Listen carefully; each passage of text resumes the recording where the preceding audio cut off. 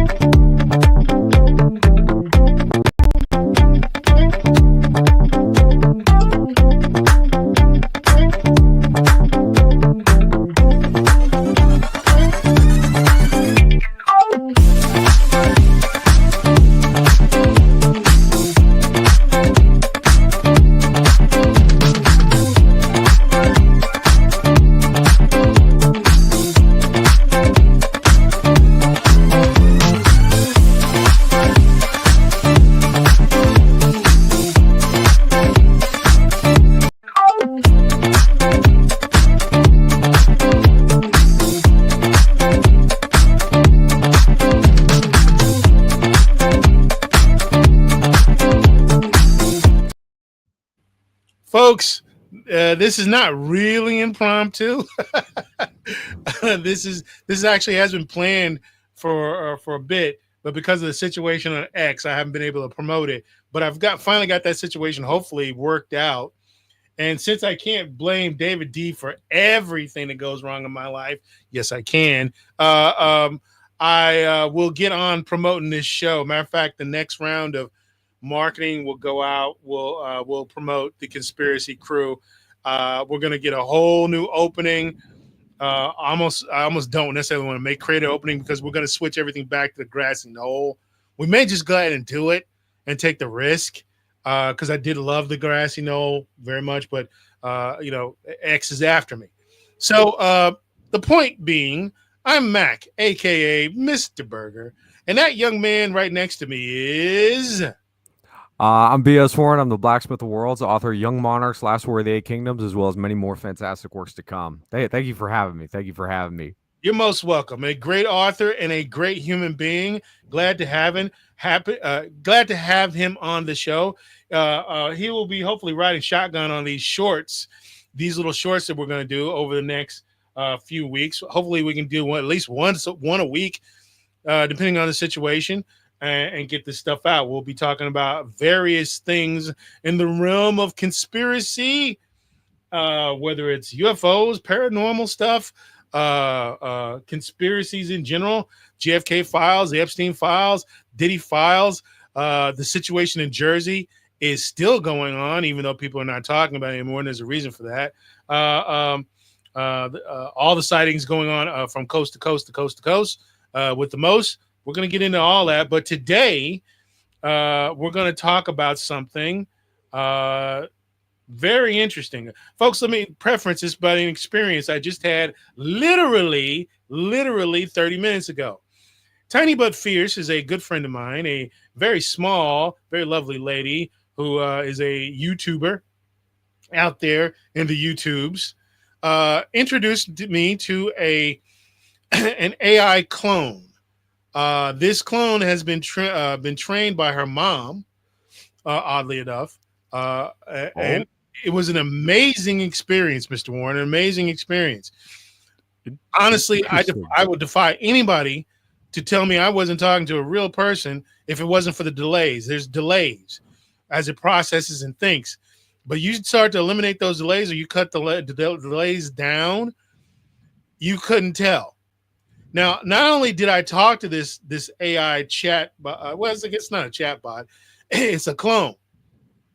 Not only did it have the inflections of her mom, the personality of her mom, the tone and cadence of her mom, it literally was a digital version of her mom. Talked to her mom several times, very lovely woman, very nice woman. And it was amazing. It really was awe-inspiring. I didn't expect it to be as good as it was. That leads us to really, not joking, folks, kind of a life-changing little experience about 40 minutes ago. That leads us to the discussion we're going to have today. Let me bring up this bit of very interesting. Very interesting. This video for me, I spotted it on the PD, what is it? PBD podcast, Patrick Bet Davis podcast, and it's of Elon Musk talking to Ted Cruz. Now I've sent this to Mr. Warren. He's probably seen it already. Yes, so, sir. But we're gonna go over it real quick, and then we'll bring Mr. Warren in very quickly to get his opinion, like I said, and I'll give mine. Let me back it up here and try and find where it begins. Right here. Now, some people are gonna be happy about this, and some people are not. All right, here we go. But this is the future, folks. Like it or not, it's an inevitability. Here we go. Asks him about what's going to happen with AI and robots in the next 10. And the answer he gives him, Ted Cruz is flabbergasted. Watch this clip. Go for it. In 10 years, probably AI could do anything better than a human can, cognitively. Probably almost, I think in 10 years, based on the current rate of improvement, AI will be smarter than the smartest human. Yeah. Keep watching. There will also be a massive number of robots. By the way, I got to ask, how come your robots look so much like the creepy robots from iRobot? Was that intentional or just... I was hoping he was going to say, yeah, just to mess with you. Actually, just to interject very quickly, I disagree with Elon Musk on this one particular point. I don't think it's going to take 10 years. I think we'll be where he's talking about in 5 years, half that time. It's not meant to look like any prior robot. We'll iterate the design. A lot of the robot parts are cosmetic. You'll be able to switch out the kind of snap-on cosmetic parts of the robot to make it look like something else if you'd like. So there'll be ultimately billions of humanoid robots. All cars will be self-driving. in 10 years? In 10 years, probably 90% of miles driven will be autonomous. Huh. Wow. That fast? Yeah, I like that. Yeah. In 5 years, probably 50% of all miles driven will be autonomous. Now, if AI will be smarter than any person, how many jobs go away because of that? And what do people do if you've got millions of people that are losing their jobs? Like that, a lot of people are understandably freaked out about that. Well, goods and services will become as close to free. So it's not as though people will be wanting in terms of goods and services. So why is that? Why are goods and services free in an AI world or close to free? This is again, this is not something that a lot of conservatives, a lot of people are like, well, that sounds a little bit communistic. Everything's going to be free. The end of capitalism. I'm not. Be honest with you, Mr. Warren, I'm not necessarily clear on that yet. As a matter of fact, I'll go ahead and let's bring Mr. Warren in on this right now. What do you think about that universal income, Mr. Warren? What do you think? Yeah. So universal, he didn't say universal income. Did Well, he? no, he didn't. I'm Okay. just making that leap. Yeah, no. So when he says, goods and services will cost close to nothing because everything is going to be, pretty much everything will be produced by a robot. One of the key components of an economy is scarcity. There's a scarcity of goods. Even if there's a lot of them, there's a limited amount of them, and that helps to dictate the value of them. So when you have like these super mass-produced services, that's what makes them. When you have like thousands and thousands of robots providing these services, then obviously it's going to cost less money. Yeah. Okay, that's where you think he's coming from. He's not necessarily talking about just universal income. Yeah, no, he's not talking about universal income, and that's something else. We can get more into it after the video is over, but I will say, this won't humans won't be rendered extinct with their skills. In terms of skills, there's still a broad array of skills that will always retain value throughout throughout the course of human history. From now until the seventh seal is opened. So. Okay, yeah, and of course, Mr. Warren is a creative, an amazing creative. You can't replicate his brilliance with an AI bot. You just can't. Thank you. I appreciate it. That's actually I don't want to brag too much or anything like that, but I freely admit, whenever when the topic comes up, and I try to do it, modestly. But yeah, that's one of the reasons why I'm not worried, because I know no robot is really turning the phrase like I do. I will say they come close. But also one of the key words that Elon Musk has said here is cognitively. Cognitively, they will be on the same level or greater than humans. Right. Not necessarily creatively or something like that. Right, but tell a joke or create a story about that is based on the first event being a psychedelic mushroom party that leads to an imperial world building fantasy, a magnificent imperial world building fantasy that just something folks, you'll figure that out in a second when Mr. Warren talks about his book. AI could never in a billion years come up with the story structure like Mr. Warren can. It can't do it. Thank you. I appreciate it. That's actually one of the reasons why I can't really use AI art all that much. I mean, shout out to a no-name worker on X. He hooked me up with some he's an artist, but he uses, I think, like AI assisted tools, not necessarily like a prompt-based AI. But I can't use prompt-based AIs for any of my character illustrations because my designs are all too specific. Exactly. I have the same issue. All creatives, the guy or the gal that thinks of the idea is going to become infinitely more valuable in the future. The person that thinks of the story, that creates the music, that writes the song, paints the painting with brush and hand, those are the people that are going to become masters of the universe, because this whole thing is going to become a lot.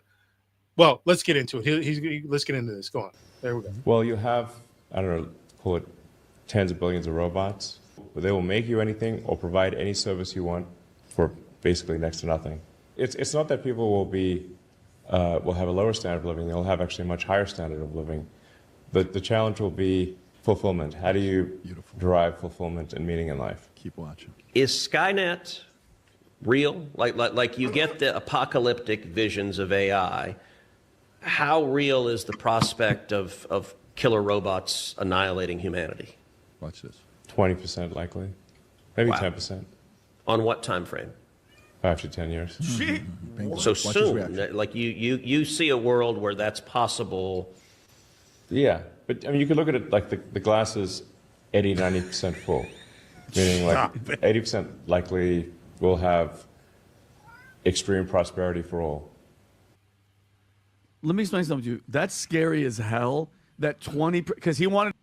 Well, let's get into the discussion.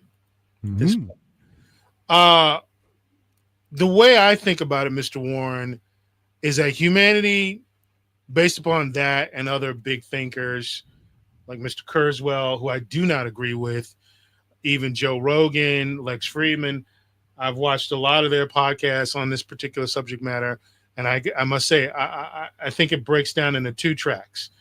Humanity is going to go one of two ways. Either we're going to go the way of the Terminator, where this stuff basically kills us, or we're going to go the way of WALL-E, the animated Disney classic film about a sentient little robot. And specifically, the part of WALL-E that I'm referring to is the part where he's on the cruise ship filled with a bunch of fat people. Yeah. Being taken care of by automated systems and robots, basically. That is the two track. Those are the only two outcomes that I see for humanity. Let me break it down this way. The first one is that human beings, it takes care of us for a while, and then it decides we're a drain on resources, which we aren't, that we are taking up space, which we aren't, that we are potentially damaging the planet, which we won't be. It all depends on who programs the AI. If the AI is programmed by people who are sensible, reasonable, dare I say, can have conservative mindsets, the Terminator situation will never occur because human beings will be looked at as valuable. If it is programmed through the liberal mindset or the progressive mindset, then we're all fucking doomed. That's the first track, the Terminator track, where the machines decide, well, we're worthless and there's nothing we can be done. We need to clear the space and that's it. The second track is the Wall-E track, where we essentially become pets, where we basically create God. Human beings have always had an issue with faith and belief. You know, I myself am a devout Christian, conservative, but I know that there is a God being, and I don't have. It's not a faith thing with me. It's not a belief thing with me. I know for a fact there is one. I actually, long story short, proved it to myself. Okay, I don't really care how other people feel about it, but I actually proved it to myself to the point where I'm satisfied that there is an afterlife and there is a God being, and so forth and so on. I know that for me. Now, what these people are literally doing, what Elon Musk, these other Silicon Valley types, they're literally building God, because humanity has always had this big issue. An ongoing issue for 16 million years. Yeah, you know, God exists and I have faith and blah, blah, blah, blah, blah. But you know what? I sure would like for him to talk to me every once in a while and help me work out my problem. Help me change my tire. Help me cook my souffle. Help me walk my dog. Or whenever I have a problem, it would be nice if God would tell me everything would be okay. Now, in my belief and in my faith, he does. Human beings just don't fucking listen. But for other people who exist, they would prefer an actual verbal response. And that's literally what we have been trying to do as a species, to build God so that we call him up on the phone and he tells us everything's going to be all right, that we don't have to get that divorce, and that the ex is going to call and the kids are going to be blah, blah, blah, blah, blah. That's what human beings have always wanted, a tangible, responsive God, because they're pathetic, because human beings are pathetic and they don't have any faith. They don't have any backbone and they don't have any will, by and large, because it takes greater strength to have faith than it does to not. So, we build a God, an AI God. That God takes care of us. It drives us to work. It cooks our food. It rubs our feet. It gives us lovely massages. It makes all the stuff that we need, and so forth and so on. It takes care of everything. It sits in the center of town and makes all the tough decisions. Then all you have to do is go paint and go fishing and hit the disco, blah, blah, blah, blah, blah. That's what we will become. Literally pets to a gigantic computer that probably will reside in the center of town. So there you go. Those are the two tracks. I've laid that out for you, Mr. Warren. What do you think? Well, I think you got the two tracks. I think are definitely going to be the case. I think the road to that machine utopia is a lot longer than people realize, especially since we do not currently live in a united world. You know, you have multiple different world superpowers competing for, you know, control. You know, not just Russia, China, America, but also, you know, the people behind NATO, you know, all of that. And you know, the wrong people get a hold of, you know, you started getting onto it when you what was it? When you brought up the wrong people getting a hold of AI and programming it. I think that's the biggest risk. I think that's what's likeliest to cause a Terminator type scenario. I think it's, you know, somebody like, for example, the globalists, you know, the people behind the World Economic Forum.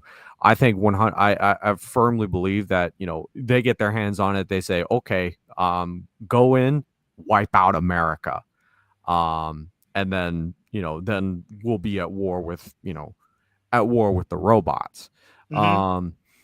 And then of course, because that's recently, as we've seen, some of the globalists are not very farsighted. Right. And Well, frankly, they they're dumb. gamble on people like they gamble on people like Kamala Harris and Tim Walz and Harry Sisson. So I think it's entirely possible that they'll dispatch a robot army thinking it's not going to backfire, and it will backfire. How exactly it's going to be run, how exactly the machine is going to get handled, I don't know. I don't know if it will necessarily be one big collective intelligence in the middle of town. I am more partial to the idea of like one intelligence per household, essentially, or maybe multiple intelligences per household, something like that. Mhm. Cleaning crew, security crew, basically an AI for each thing. But you also got to keep in mind that what is it? We got a couple. Right now we have a few major players that everybody goes to. Everybody gets their AI services from primarily. ChatGPT is one. Grok is another. And then there's maybe like a couple others. And I mean, there are others that provide specific services. Like what is it? Suno? I have it on my Yeah. phone. The Yeah, yeah, yeah. music one. Yeah.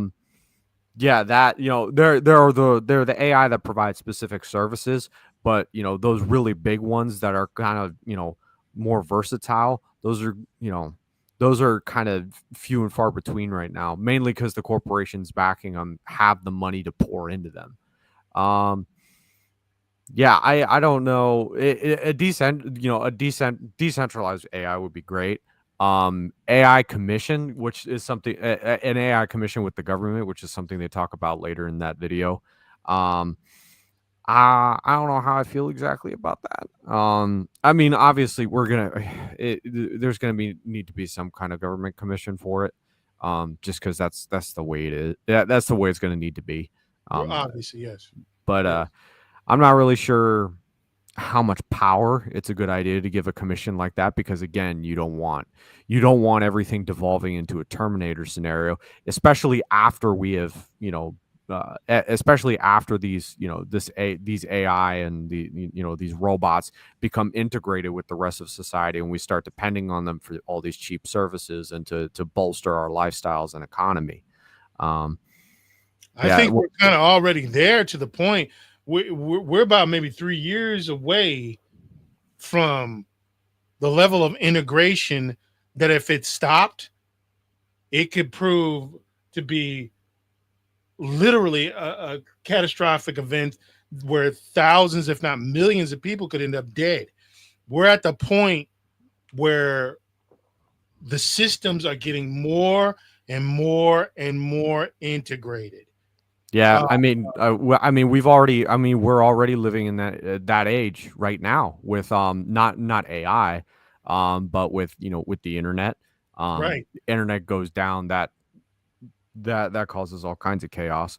The U.S. electrical grid. I don't know if you've ever heard about it, but the U.S. electrical grid is a massive mess. Nobody has it fully mapped out. There are old diagrams and stuff, but none of them include everything. So you have like Yep. all these, you have transformers, power farms, all this all this cabling leading everywhere, carrying electricity all over the place, and you don't know if you accidentally chop one of those cables, you don't know if that's going to take out one house or an entire town, True. or like 3 houses or an entire town, and God forbid an entire city. But But yeah, yeah, that's what I mean. And in that scenario, just to back up what Mr. Warren said there, 2 days of power without power, no problem. A week without power, a little bit of a headache, but survivable, especially on a normal amount of groceries. Mhm. 2 weeks without power, you're gonna have riots, people kicking in doors, Walmart's being cleaned out. 1 month without power, you are going to have mass murder and potentially even cannibalism. That literally is how it would break down. And with these systems in place, they could be hacked. They could go down on their own. They could be a super intelligent AI could be like, well, this is a good way to get rid of a lot of these creatures. You never know what could cause the problem.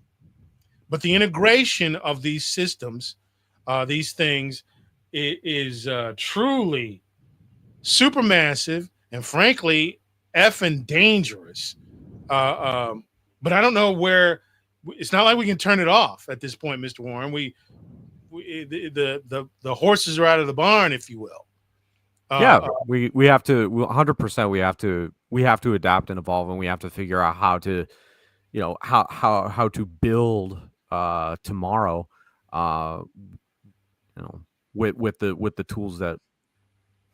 I don't know where I was going with that sentence. I was going to sound very intelligent, but then it just completely fell apart. We have to figure out how to survive tomorrow, essentially. Agreed. We can't sit here dwelling on yesterday saying, oh, it was, I mean, a lot of people talk about how it was better in the 90s, and I certainly see their perspective, but it's like we have to keep moving forward. Yeah, we can't step back. Hell, I'm often guilty of 90s and 80s nostalgia. Hell, that's my job. On the weekend with the quiz show. But you're absolutely right. You have to face facts. You have to move on. This is the future. These are the cards we're dealt, and we're going to have to play them smartly, or we're all in trouble. Because, like I said, I've often said that the human race, as we are, the creatures that we are now, the species that we are now, we were not meant to survive. We are a bridge species. We are the species between what was and what will be. And what will be most likely will be a hybridization of man and machine. And it is unavoidable. It is inevitable. It is not a war with machines, but it is the adoption and hybridization of cybernetics and AI. We're going to have to do that. It's not something that we're going to be able to avoid. It doesn't necessarily mean we have to, quote unquote, give up our humanity. It just means that we're going to evolve one way or another. Whether that evolving it was going to be messy, or it's going to be easy and a nice, clean ride. I am not a transhumanist, Mr. Warren, not in any way, shape, or form. I believe in humanity. I believe in baseline, good old skin and bones. Mm-hmm. But the more and more I look into this, sir, I don't see an outcome where what we are right now, what you and me are right now, as I said, skin and bones, makes it. I really don't. I don't see us necessarily making it as we are in the next 50 years, let alone the next 100. The way technology is advancing and everything else brings me to a quick thing with the Matrix situation. We'll bring we'll do a quick promo for Mr. Warren here. Let me get through this one thought. The other day I was watching The Matrix, very entertaining movie. One of my favorite movies, and because I've come to this realization, doesn't change that. But The Matrix actually is thoroughly and completely unrealistic, and frankly, a little bit dumb. Very entertaining, great film, but a little bit dumb. Because the more and more I think about the scenario in The Matrix, the more and more I realize that human beings would never rebel against that system.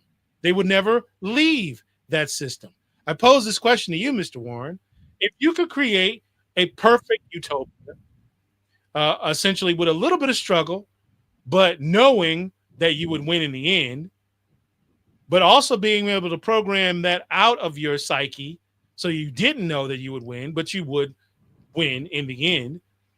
You could struggle a little bit or a lot, but at the end of the day, it would be a very nice existence that you could code any way you want to. Why would you or any other human being on this planet leave or rebel against that system? To what? Eat cold, nasty food in a gray, horrible environment just so you can maintain false individuality or to maintain some semblance or illusion of free choice. It's nonsense. Look, I'm an individualist. You know what I mean? I don't want anybody fucking with my right to do this, that, or the other thing. But when faced with a customized universe, who would abandon that?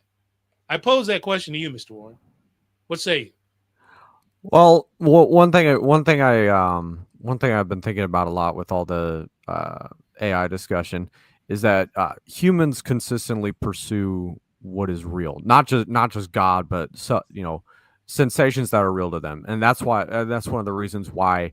I don't know if you've seen this. I went into a mall the other day, and they had all these animal themed calendars.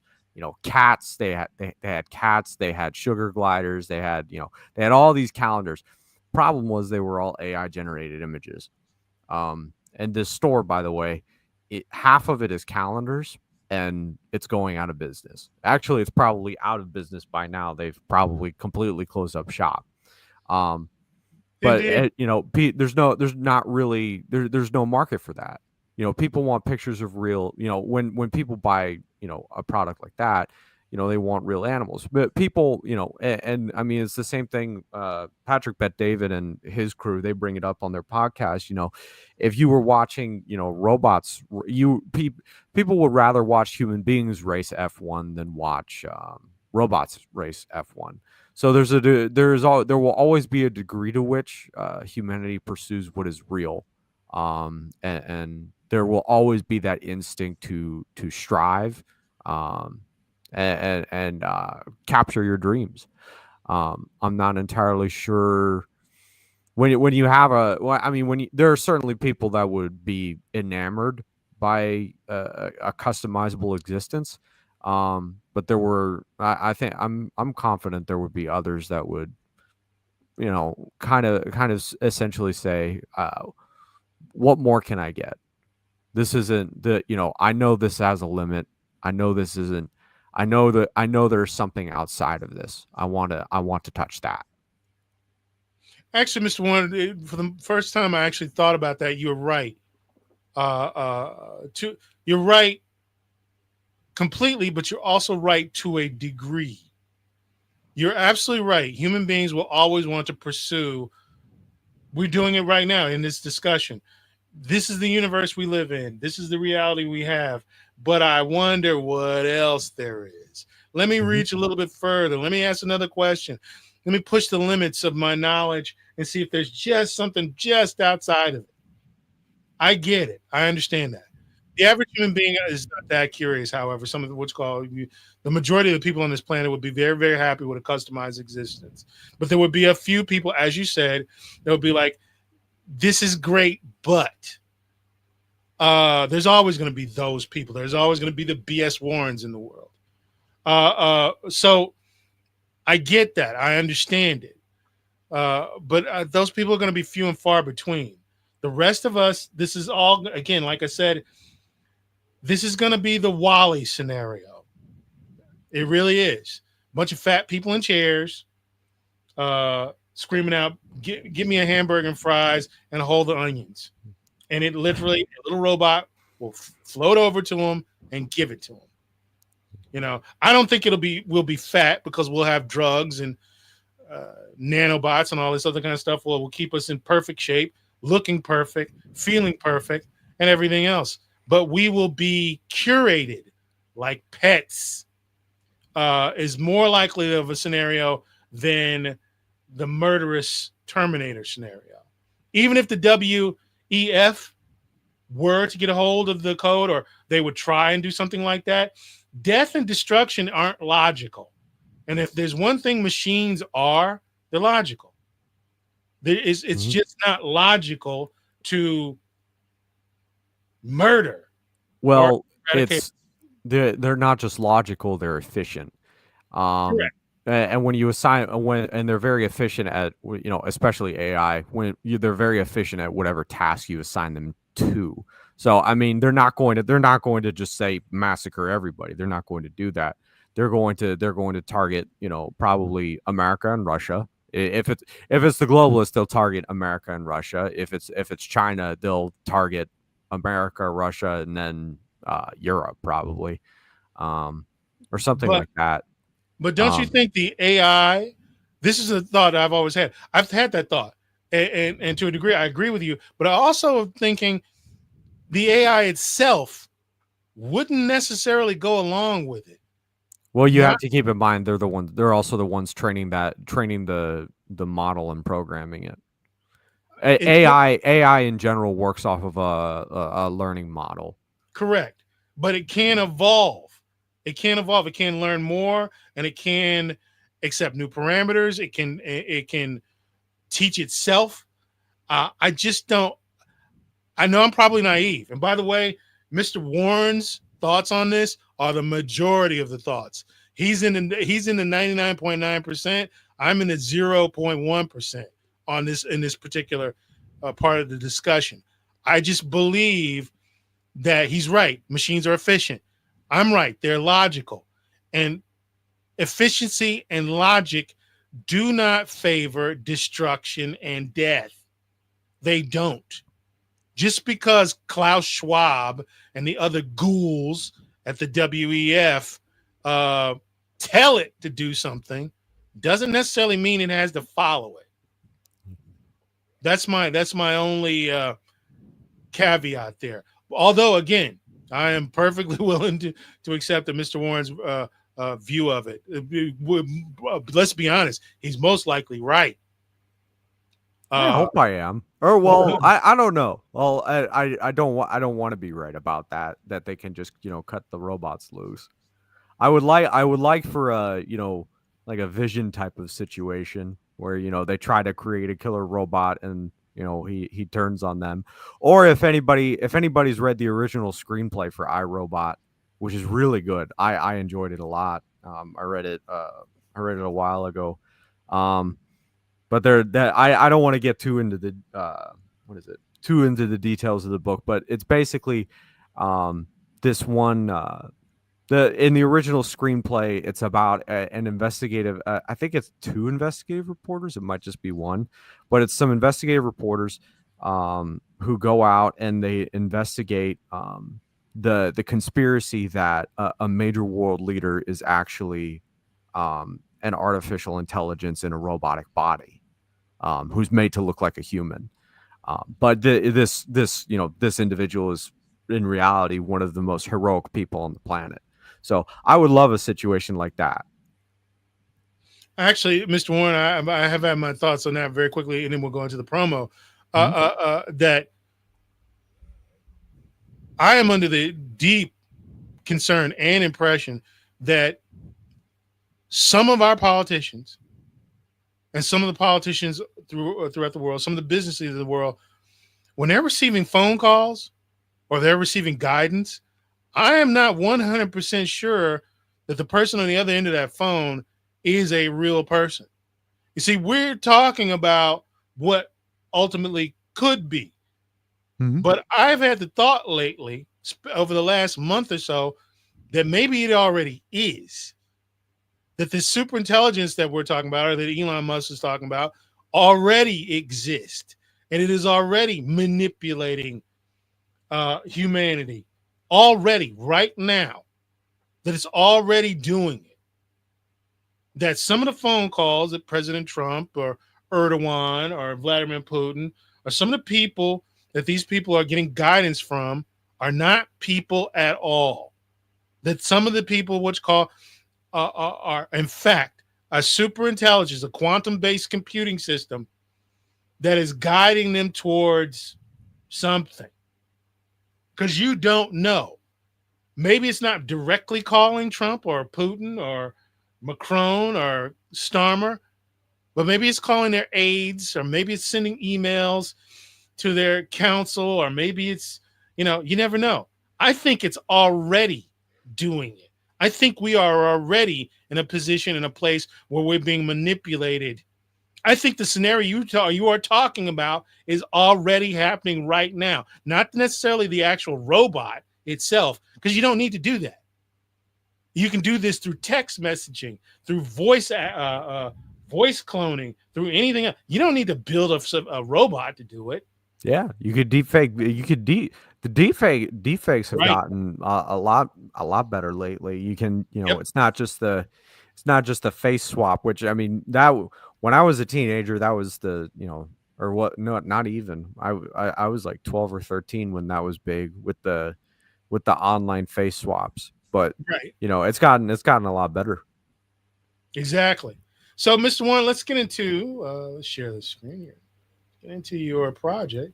Let me hold on a second. Here we go. And let me. How about this? Move this. There we go.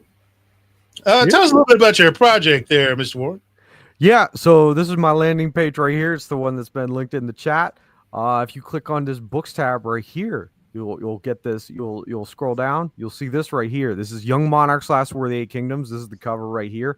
It's an epic adult high fantasy novel about 8 royal heirs who band together to save their world from all-out war following an insane week-long bender on mushrooms. Super high octane. It's absolutely awe-inspiring. It's got tons of royal intrigue, lots of large-scale fantasy action out on the open battlefield. Big clashes between the forces of good and evil. And I got some robots in here as well. I can't zoom in very well on him because the way the website is formatted. But this guy peeking out right here, he's part of a race of sentient starfaring robots called the Travelers. But yeah, absolutely awesome, totally spectacular, and it's available now. You can get it on Kindle on Amazon. Bless you. And you can get it in paperback. I got hold on, let me see if I can. I got the full screen on. Let me see here. So I'll tell you, folks, AI couldn't generate a story like this. sure. And I got 5 stars. I got 5 stars on Amazon, which is pretty rad. There you go.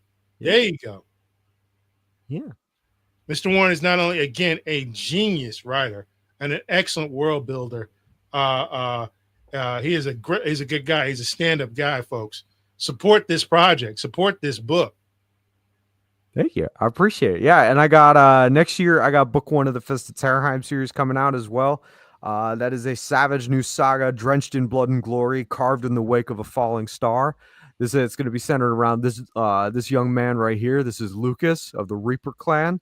He's a young barbarian hunter who will happen upon a sword forged from the metal of a falling star, and he's going to be called upon by a goddess to save his frigid, cruel, and barren homeland from the return of a vengeful immortal who is coming back to complete the conquest he was denied so long ago with a demonic army. So that's gonna be super awesome. Uber violent. That's gonna be absolutely rad. Absolutely amazing. Amazing. Sounds like a great story. Hail Emily. Hail Emily. Hail awesome one. But yeah, folks, pick this up and prepare yourself for what's coming in 2026. It's going to be awesome. But get the Young Monarchs, folks. Get it. Pick it up at Amazon, at a nearby Amazon near you. Pick it up. Mr. Warren, there's a lot of, listen, you're out there buying these woke nonsense comic books and watching these woke nonsense shows and movies. Support an artist that supports you. Support an artist that, there's no lectures or nonsense in this particular book. It's pure fantasy action. All the way, balls to the walls. Support this guy. Support people who support you. That's BS Warren. That's Young Monarchs. Support it, will you? Everybody on the refeed, share the link with your buddies and your pals. He's going to be part of our marketing campaign when we started, I guess, in about 2 weeks. So, folks, just get with it, all right? Pick this book up. There you go, Mr. Moore. We're going to wrap up our discussion here on this particular subject matter. Let me get back to that. So in closing, Mr. Warren, I think, and I appreciate you being here, I think ultimately, as I said, the species that we are now is a gateway to something greater. Because it goes through. I imagine every species that's ever existed in the universe, sentient species, has gone through sort of a similar trial and tribulation, where they run up against technology. They go from they go from the fire to the iPhone. Mhm. It can cause all kind of turmoils, can cause all kind of problems, but ultimately the iPhone beats out the flesh. I shouldn't phrase it like that. It's not like it's a war. It's not a fight. Mhm. It's just evolution. That's all. It's just the way it basically is. And it's not like I'm not saying that to say human beings or organics or whatever on this planet are going to lose something. We're not going to lose. We're just going to evolve. We're going to evolve into something else. And I talked to my friend Tiny, and I was talking to her, and it was like, she said something surprising. She said she wouldn't necessarily mind being a pet. And it's not whether or not I would mind it, Mr. Warren. It's just it may not be. I may not have any choice, because it's coming.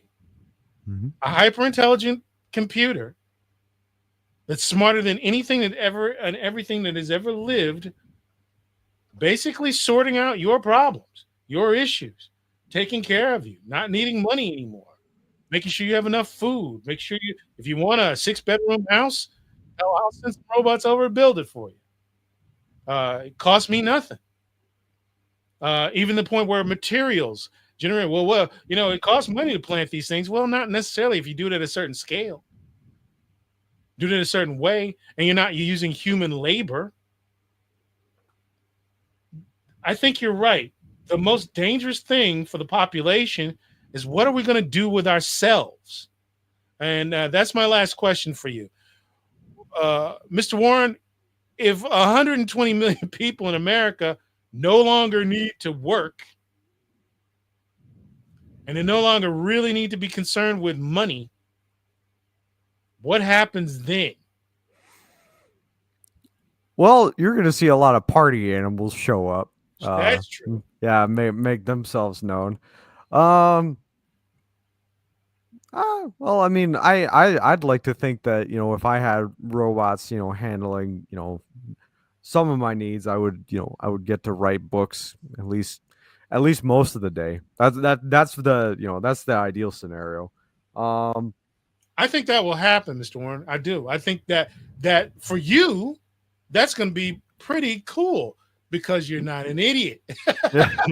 I appreciate that. Yeah, But I mean, I will talent. say there's also there's like I mentioned before, there are certain skills that are there are certain skills that are they're never going to go out of style. Correct. I'm not real sure, like like for example, electrical work. I'm not real sure how exactly that would go. For robots and stuff. I'm not sure if they can. Self-repairing systems, Mr. Warren, dexterity, hyper dexterity control from these autonomous robots. That's made 3-5 years away. That won't be an issue. But again, like I say, I think what you do will become thoroughly and completely important. Throughout history, creatives have been not that valuable. The poets, the painters, the novelists, they're great. They get lauded. They make some money, a small percentage of them, what you call. But I think in the future, the creatives, those that can entertain us, that can take our mind off the fact that, well, we don't have to go to work anymore, and the club will only open from Wednesday through Sunday. Yeah. So what do I do on Monday and Tuesday? I can read a B.S. Warren novel. But my thing is, creatives like yourself and myself, I think will have greater value in society. I think they will. Oh yeah, absolutely. And with the advent of AI, it's it's more decentralized than ever. The means are in pretty much the means will pretty soon be in everybody's hands, and you won't need, you won't need all the resources that you did previously, especially for movies and, speaking for movies and animation and things like that. You can, the tools are in your hands, and you don't have to depend on, the backing of a major studio or something like that. But Mr. Warren, what happens to the McDonald's worker? What happens to the postal clerk? What happens to the cloakroom attendant? Well, the post office needs to get their stuff together. So I'm not real. I mean, I know a lot of postal workers. I grew up. One of my neighbors was the mail truck driver growing up, and I love her to death. But there are some people at the post office that you could use a little robo boost. But what happens to that lady when she doesn't have to go to work? What happens? Well, I think she'll go on a date with her boyfriend probably. And then again, I hate to get going. Dates with her boyfriend every day. My thing is that, that's great. They go on a date, they do a little romantic boat ride, they feed the ducks. Then what? See, that the thing that frightens me is not you. It's not the creatives. It's that postal worker. What the fuck happens when she gets bored? Because human boredom leads to dangerous things like nihilism and a search for people can't find meanings in their lives now. What happens when the grounding force, which is usually a job, goes away? Mm-hmm. I will say a lot of there's also work out there, certain jobs out there are great for younger people. Not and when I say younger people, I don't mean necessarily people in their 20s. I mean, kids as young as like 14 or 15, Mm-hmm. Like when I was that age, I was, I worked for a construction company, or well, kind of. I had done mission trips and stuff before, and so I knew how to handle a couple of tools, so I could, there were certain things I could get done, like I could spackle drywall and stuff.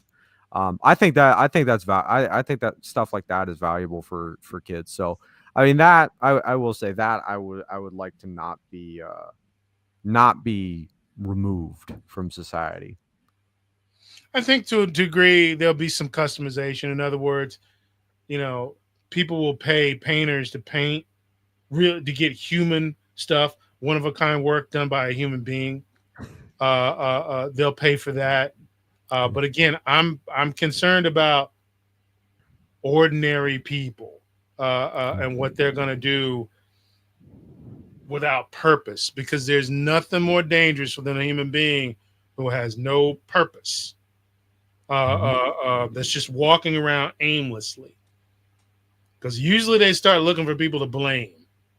They look for things to be mad about, and that's fine when that's a couple 100,000 people. That's not so good when it's 84 million or 160 million people doing that all at once, and that's just in this country. God knows what the situation will be in Europe or Australia or China or Russia when you are just not needed anymore. I guess all of them should buy my book then. I would recommend that. All my books when they all get published. I would recommend that, folks. Listen to that guy. He knows what he's talking about.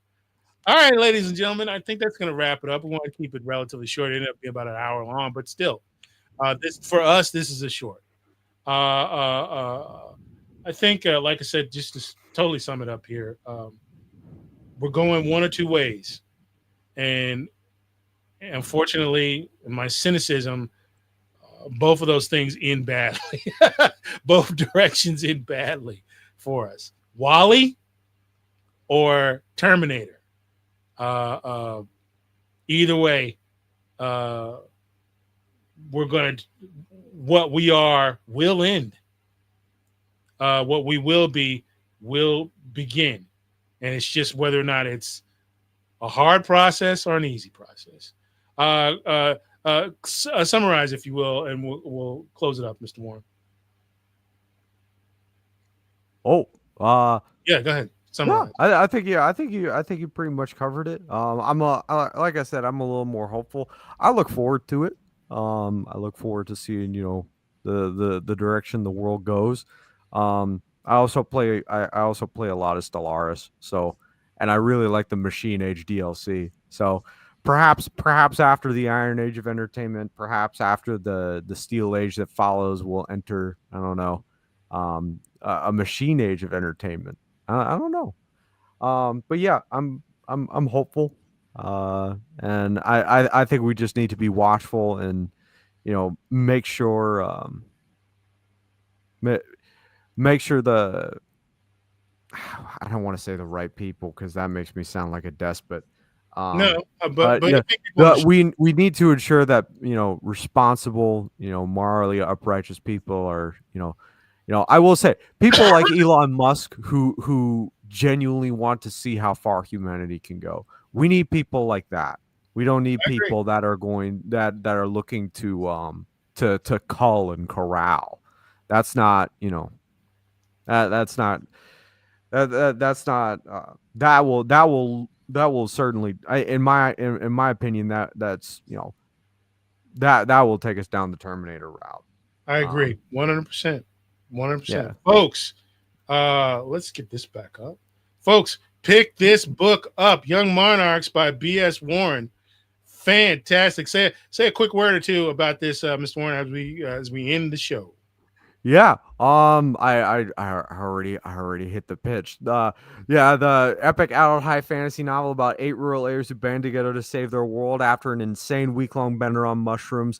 I blend genres with it, so you've got arcane wonders clashing with barbarian clans, as well as technologically advanced civilizations for dominion of the planet. Bombastic, awe-inspiring, super high octane. You're guaranteed to love it. Absolutely, folks. Pick this book up. Every week we'll be promoting this. Matter of fact, I probably need to build a commercial for it. I'm going to build a commercial for it. Add that to the things I got to do for this particular deal. And Mr. Warren can use that wherever he wants to use it and give it to him absolutely free. But we'll make that part of our in-house marketing and promotions, not just on this show, but other shows. So we really appreciate Mr. Warren's insight. We really appreciate his thought process. You ask people that are into sci-fi and science fiction about the future, and you get the most interesting answers. Folks, support this man in any way, every way possible. We really appreciate him being here. Thank you, Mr. Warren. Thank you so much for being here. And we're going to call it a night, if you will. And we'll see you next week as we do this. Like I said, we're going to do at least one of these a week. And I will try and get it more promoted, so you know exactly when we're going to have it. It'll probably be right around this time. But we'll promise we'll keep it a little shorter. But I had a lot to say on this subject, and I appreciate Mr. Warren chiming in with his great knowledge. I will talk to you guys later. Mr. Warren, bye-bye. Bye-bye, folks. Bye-bye. Later, skaters. Bye-bye.